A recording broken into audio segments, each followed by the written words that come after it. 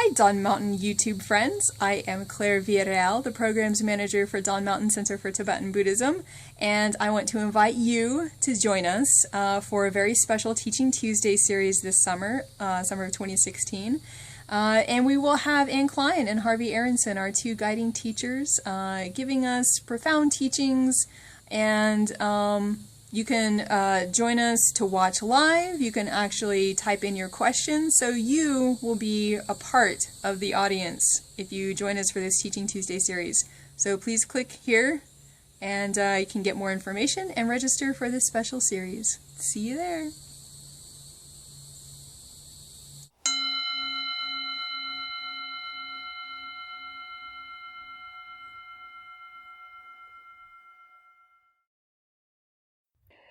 So this meditation was a way of introducing what we're talking about tonight, and really much of what we're talking about throughout this sequence, and indeed much of what is central to everything in our training and in our practice. We touched on attention, central, of course, to practice. So attention is nothing more or less than being able to bring your mind to an object of choice. I'm glad to hear you get that difference, right? Choosing. I want to put my mind on this, my attention on this, and you do so. That's attention. We all know what attention is. Now, meditation, in an important way, teaches you what you already know but didn't quite identify. So you know what attention is, right?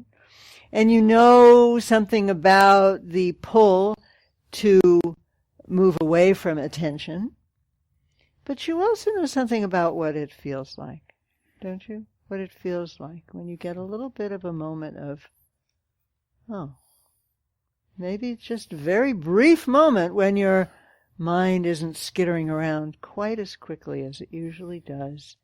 It's like seeing through the bamboo to the water behind it. You know, the leaves are fluttering and flickering, but every once in a while the wind parts them in just such a way and you can see through to blue sky or blue ocean. So it's important to notice that. There's a very strong tendency, people say, oh, I'm so distracted, I'm so distracted. Of course you are. We're all distracted. But what's important to notice is that you also have this other capacity to see through, to peek through to the blue sky of your own being, your own mind. You do have that. It is very short. So it's important to notice that. That's actually very, very significant. More about that in a moment. So attention is important. Knowing what's what is really important, generally, in practice. Knowing how you are, how things are. We don't even have to use fancy words like reality or the true nature of everything, although, of course, that is what we are interested in accessing. But just in terms of the most simple things in life, you have to know what's what. And if you don't, there'll usually be some cost. For example, if you don't know that the material at the very top of the roof of the building here, the front of the building, is different from that to which the paint stuck very well when you were Rob and Gary and Bethany were painting. Then when I came tonight, Mary Scott showed me that the paint had just slid off. Maybe, I don't know if you noticed it, but there's kind of red paint on the cement. It's because we didn't know. We didn't know what was what. At the level of knowing what kind of paint would stick to what kind of material, so the paint fell off. It's not a big disaster. But, you know, if you don't know what size your friend wears and you want to give them a really nice gift, chances are it won't work out quite as well as you wanted to. So just in the most ordinary sense, it's clear that we need to know what's what. We need to know how things are. And you could think of dozens and dozens of other examples, no doubt.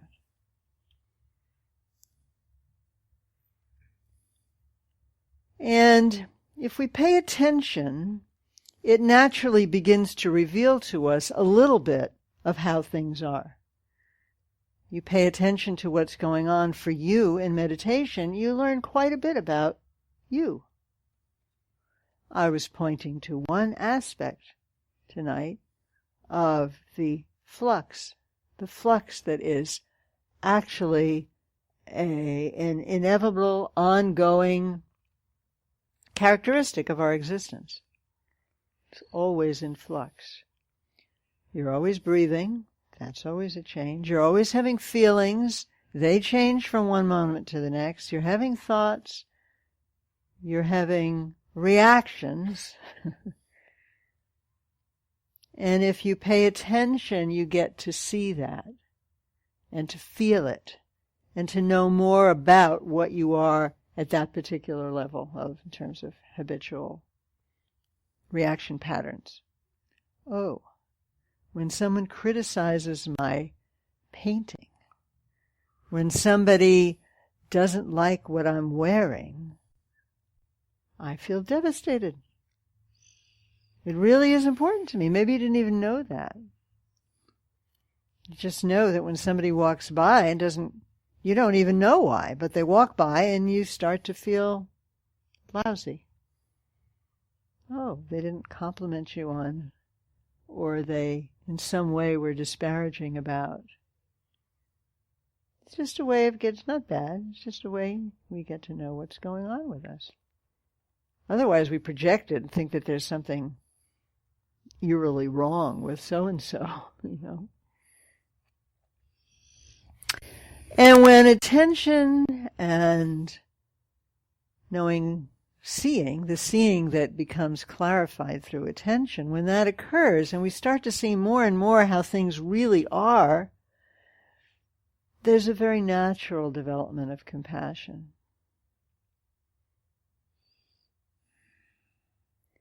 So what I'm really talking about this evening is the very intimate relationship between these three absolutely central aspects of our training as beings on a path. A path that is leading, so we are told, beyond suffering. Buddha famously said, "What I teach is suffering and the end of suffering." That's what it's about. And most people are pretty interested in that. At least the second part. But the thing is, we don't get to the end of suffering without noticing what suffering actually is. I didn't say I have to experience all suffering that exists, but we have to recognize that there is something fundamentally, I actually like to use the term unsatisfactory instead of suffering in talking about the first noble truth. Buddha pointed out that there's something fundamentally unsatisfactory about our existence. It's not always manifestly painful, thankfully, but always, according to first wheel of the teaching, it is always unsatisfactory because whatever it is that we're happy with, it's in flux. There's change. It's impermanent. We don't like that. So that's the unsatisfactory part. It doesn't mean that we're always unhappy. In fact, there's a lot of happiness in our lives. Often. That's wonderful.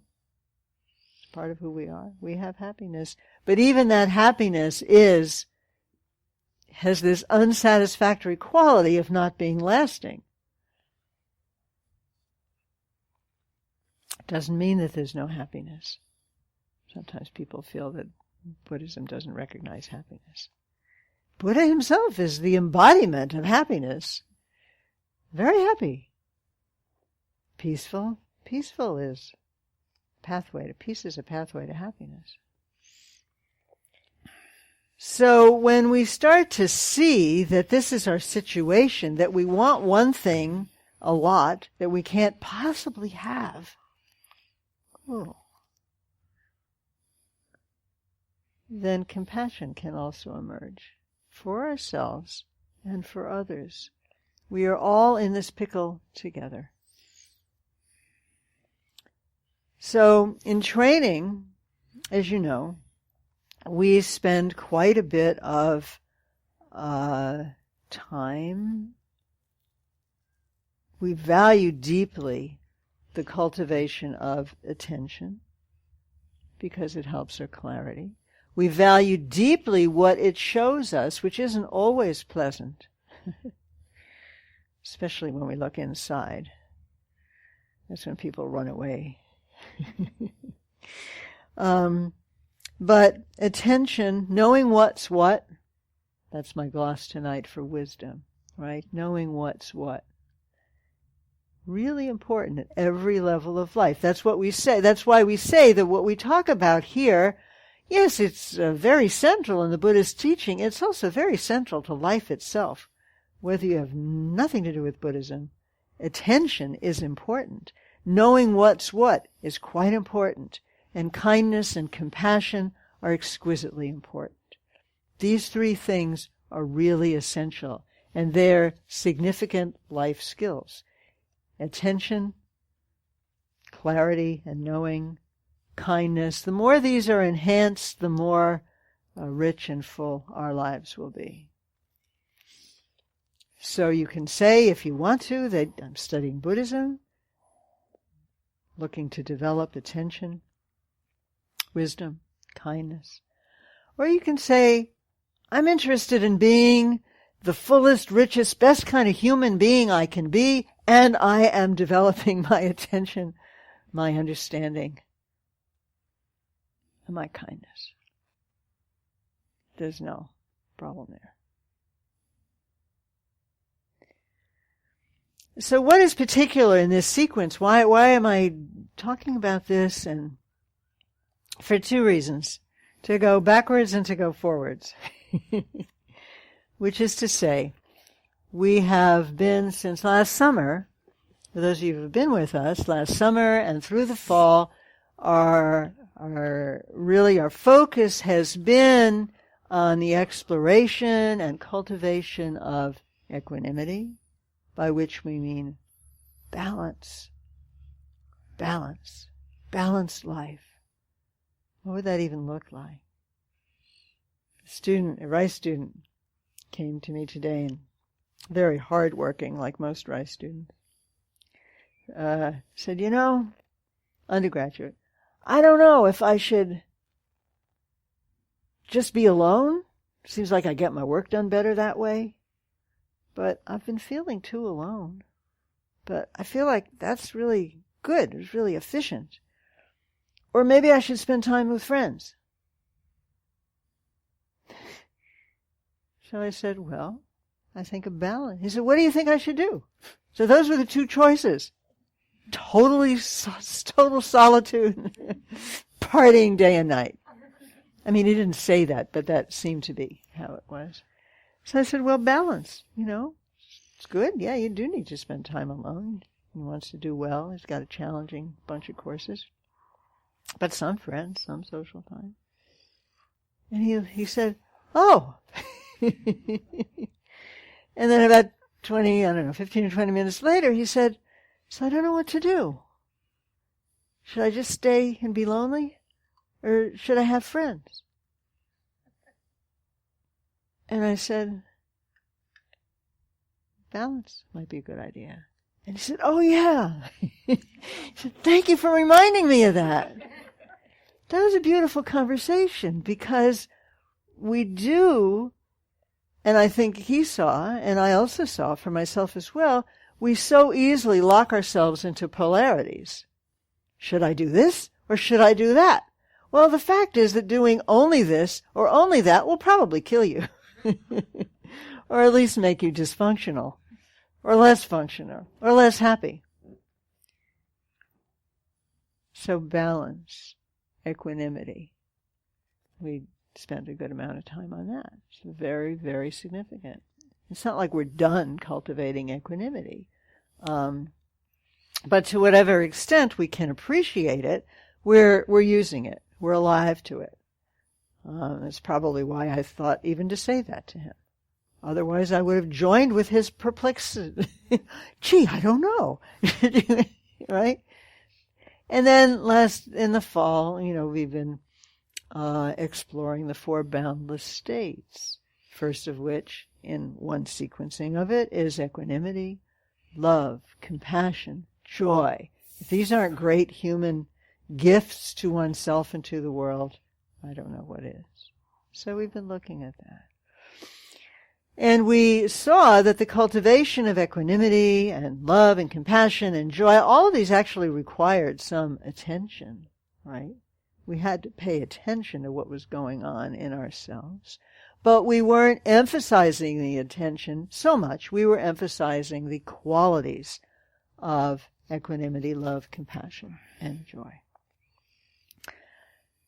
The fact that these move toward wisdom, toward knowing what's what, is very significant for us in this sequence.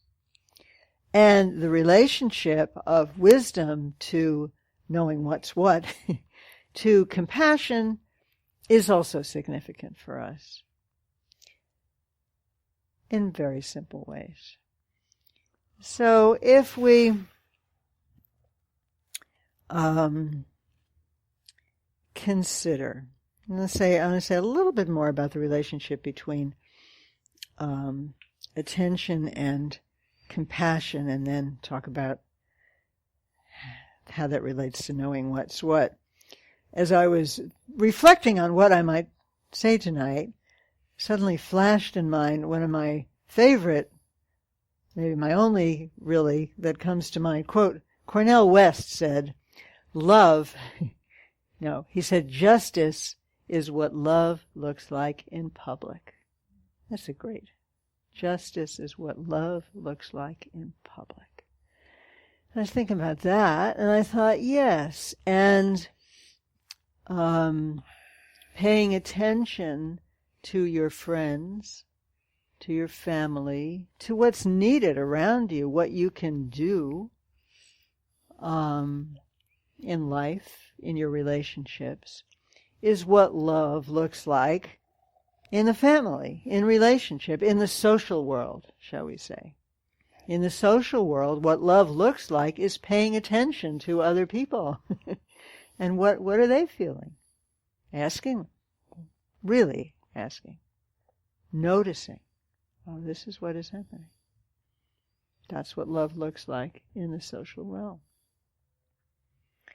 And what does love look like in the golden orb of your own personal experience?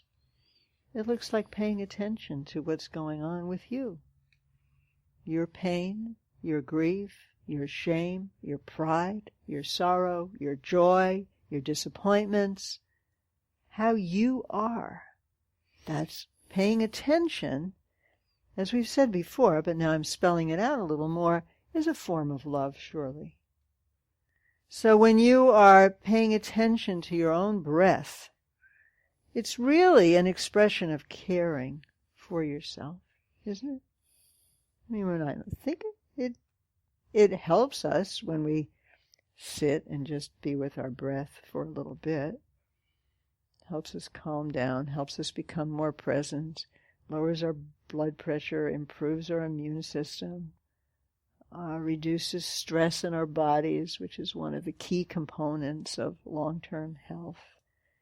So it actually, at that level, it is caring for yourself.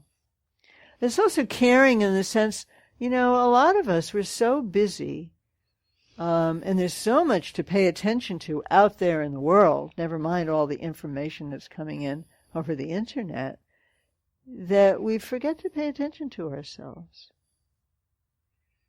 I think that's rampant in our culture, and it's very interesting because we often say we have a very kind of narcissistic culture. Everybody's really worried about themselves. But that's not the same thing as paying attention. Gently, non-judgmentally, the same non-judgmental quality that we learned, or at least are starting to appreciate as we cultivate equanimity, that same kindness to bring to yourself. And that's very critical, that the kind of caring and support and really nourishment, nurturing that we bring to ourselves in our practice at the level of paying attention is a crucial foundation for other aspects of practice that can be very challenging. The cultivation of attention can also be challenging. I can't keep my mind on anything for 2 seconds. I must be the most distracted person in the world. That makes me feel pretty bad about myself. That's like conversation number 42 with just about everybody. So we're cultivating, we could say throughout this sequence, as Harvey and I were talking about, what are we really teaching?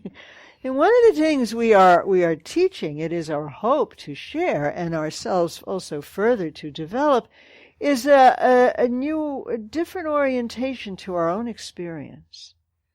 We don't always have to judge it, and we don't even always have to chatter about it. But we do want to see it, know it, with a kind of loving, gentle, equanimous, balanced presence. If we can do that for ourselves, we can do it for others. And we can begin to settle down when our thoughts are just rattling around about this and that all the time. We can't even see what's what. We can't see what's what. We certainly forget about impermanence, momentariness. We're just thinking about how can we get whatever it is we like about our lives to stay exactly that way. And it's just the darndest thing. We keep failing at it, but we always feel, unless we really pay attention, we feel, well, I must have done something wrong. I can do it better. I can get greater control over these forces in my life. And so we become even more fanatically trying to control things. We talked a little bit about this, those of you who were around when we did our elements retreat. The more we fear this thing is going to change, the more we try to hang on to it and make it stay the same, and the more rigid we become and incapable of actually responding to what is really going on. And then our lives get more out of kilter, and then we get more determined to control everything. So, better to just know what's going on and not in such a fight. So, as we pay attention and we develop equanimity, it's kind of like the windshield is clearing up a little bit. When the rain is smashing on you can't see the road. You need the windshield wiper. And the windshield wiper, oh my God, there's a big truck right in front of me. Stop. So, one of the things, as I introduced into the meditation just now, and which is certainly a theme for us that we're developing very much in this sequence, is this whole business of impermanence, changeability. Longchenpa talks about, in his 7 trainings, some of you have heard, outer, inner, and secret, or I think of it as very intimate impermanence. The outer impermanence we touched on in our meditation. The world changes, the 4 seasons. Maybe 2 seasons in Texas, I don't know. Anyway, different seasons. He was writing in Tibet, obviously. But day and night, even in Texas, that changes, right? Day and night changes. The political spectrum changes. Great people of the past. Words of My Perfect Teacher talks about this. No matter how great they were, no matter how rich they were, no matter how powerful they were, no matter how important they were, eventually they died. And what this means, of course, is that we will also die. And we can push that away. Power of denial is very great. Thankfully so, up to a point, right? But the fact that we're going to die means that whatever our hopes for our lives are, means that we only have a certain amount of time to accomplish that in. And we don't know how long that is. That's a little bit of a wake-up. So what we're putting off, if the things that we're putting off are the things that are of the utmost importance to us, well, there's something to think about. And of course, there are different reasons for doing things, and, it's not an easy calculation by any means. But it is a reflection that is very important to look into. You may say, well, this is the most important thing to me, really, but I have to do this other thing. Well, maybe you do, but at least you can know what your situation is. Maybe that'll help you get through this other thing a little faster, a little more easily. Or maybe you'll say, finally, I could die tomorrow. I'm not going to do this other thing. I don't know. I'm not telling everybody to quit your jobs. In case Samba once suggested to Harvey and me, as I think we've told you. But it does mean that, life is really precious. It's incredibly precious. Your life is the fruition of incalculable billions of years that have unfolded since the Big Bang, really. If this bit of sediment hadn't somehow settled at this really rather precise distance from the sun, atmosphere never would have formed in this world. The oceans wouldn't have formed, never mind the fish, who some billions of years later apparently crawled onto land. And then there were all sorts of things that went on of cosmic, due to cosmic influence, really. Never mind the fact that your great-grandmother hooked up with your great-grandfather, which is probably the result of all kinds of coincidences that are maybe part of your family history, Maybe, like my parents, your parents said, oh, we met, If I hadn't gone to such and such a place on that particular day, you wouldn't be here. Right? So really, our lives are the result of an incalculable sequence of cause and effect. That itself is awe-inspiring. And they're limited. And that's so it behooves us to reflect on what it is that we really are about in this life.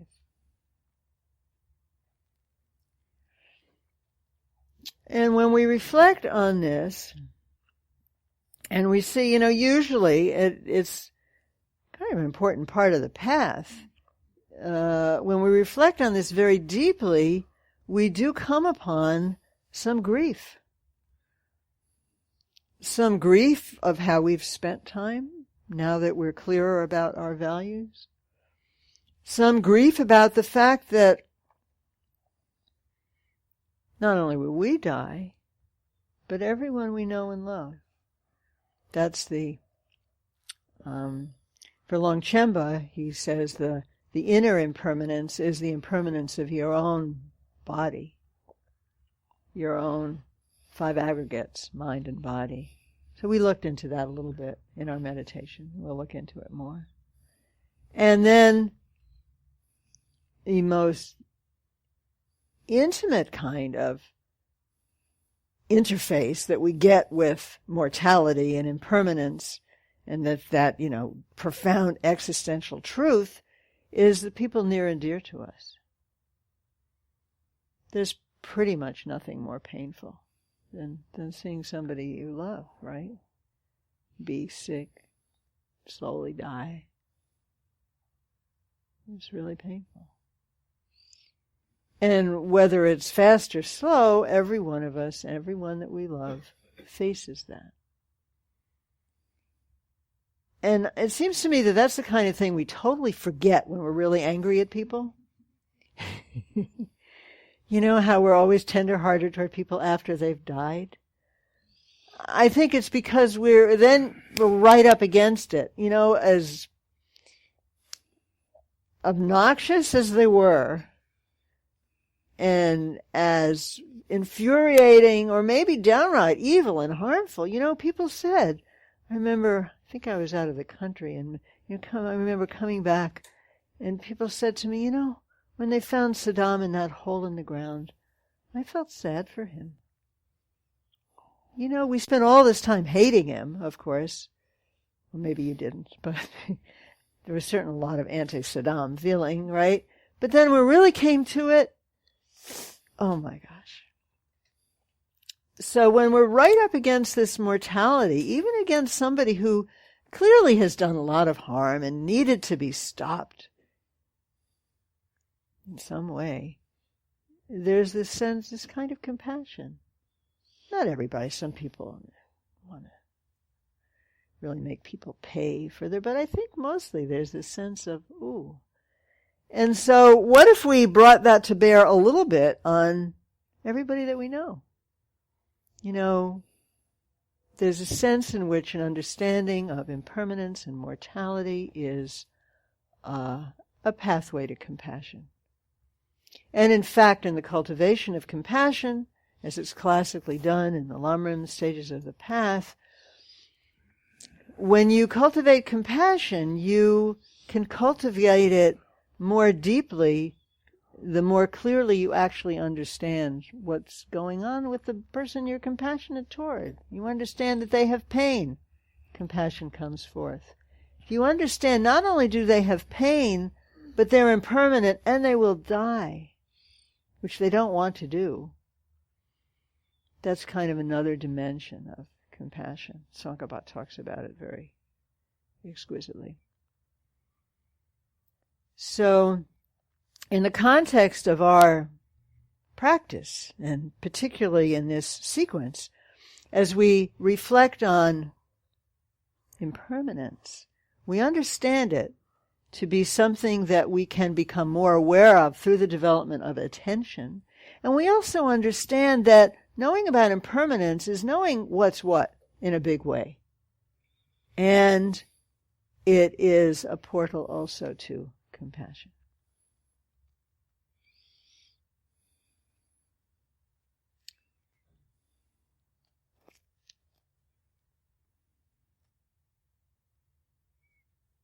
So why don't we suddenly become fully, effulgently compassionate the moment we think about impermanence? Even once? Well, we have habits. We have, might call them personality styles. But it's really conditioning, right? It's reactivity, which we talk about a lot. We say, so-and-so pushes my buttons. You probably have some idea what your buttons are, and you know who pushes them. And we tend not to have compassion for those people.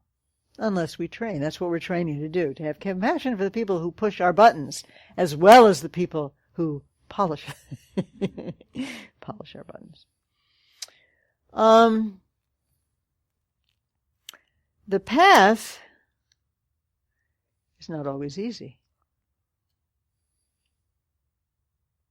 We are passionate about it because we do begin to see the possibility, really, even I think very early on, of going beyond suffering.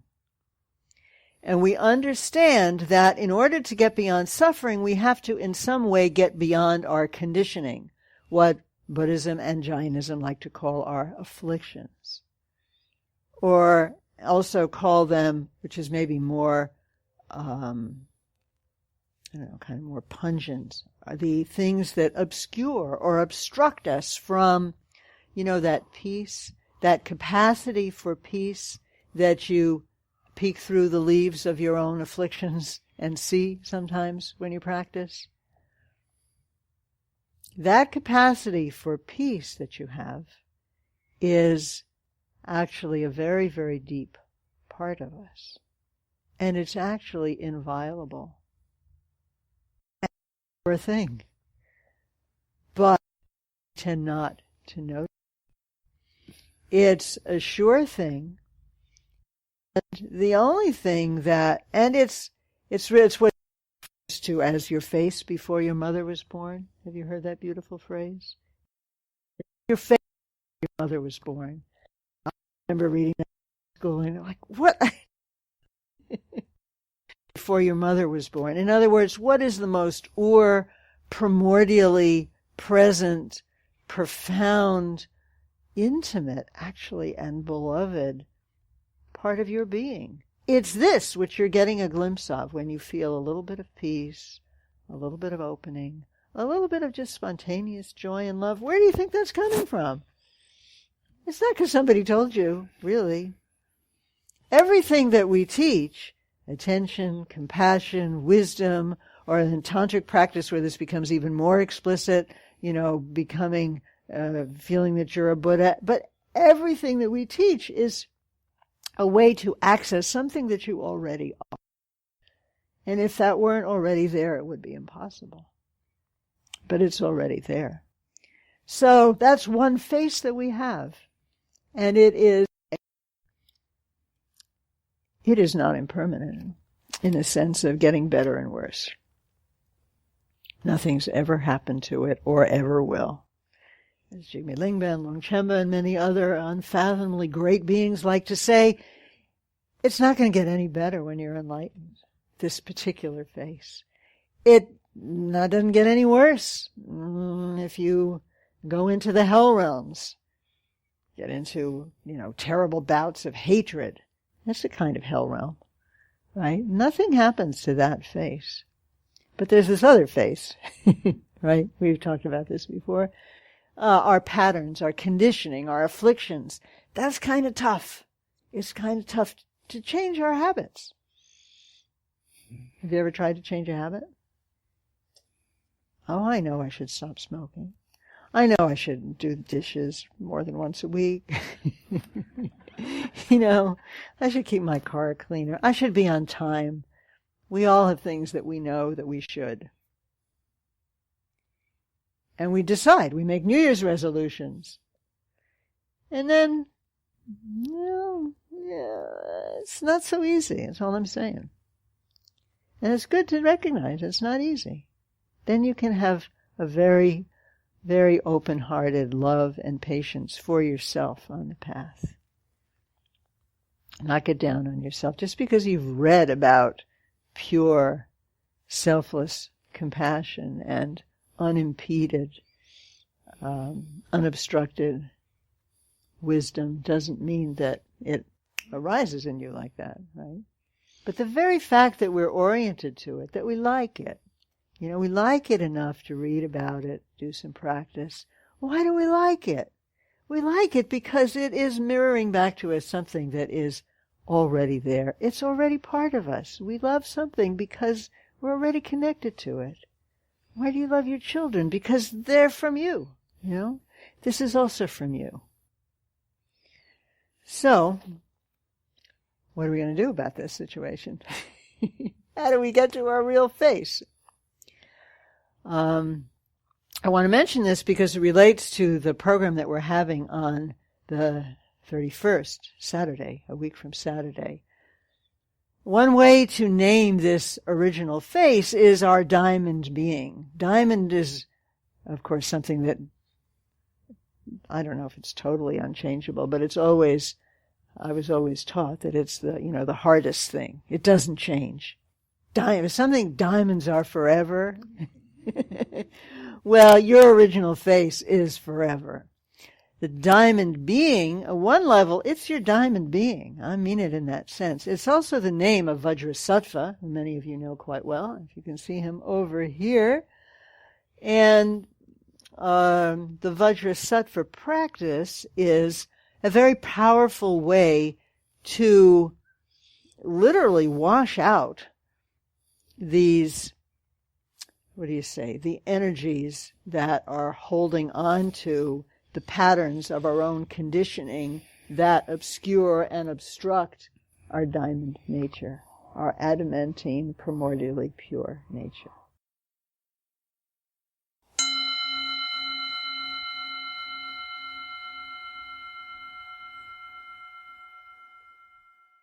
If you enjoyed this teaching, please visit our website, dawnmountain.org, to subscribe to this course and find other great Dharma offerings.